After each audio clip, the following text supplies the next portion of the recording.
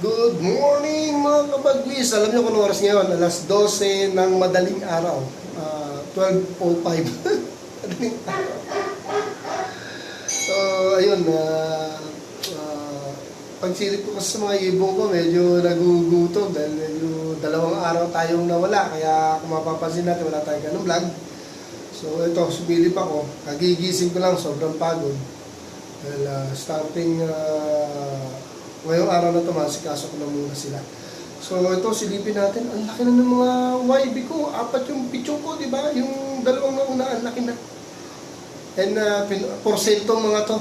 Ang ititira ko lang yung isang YB na 11 feather. Pero yung kapatid nun, even hindi siya 11 feather, possible na mag-anak ng 11 feather yun kasi may lahing 11 feather talaga. Ganun naman yun eh. So for sale yung isa.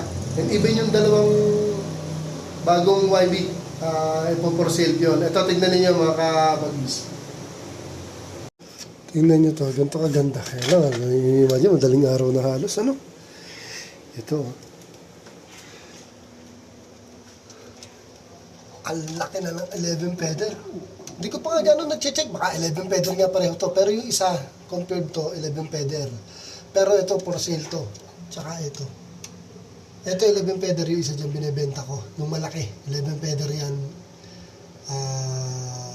Mata yung isa dyan 11 feather. Yung hindi nag-11 feather, yun yung aking binibenta. Pero don't worry, may lahi ito na 11 feather. Pag nanganak to, naging adulto, possible 11 feather ang ianak.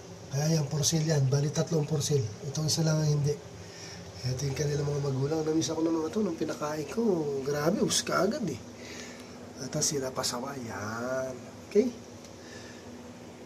So dito muna mga kabagwis, in-update ko lang kayo at madaling araw pa lang. Happy flying!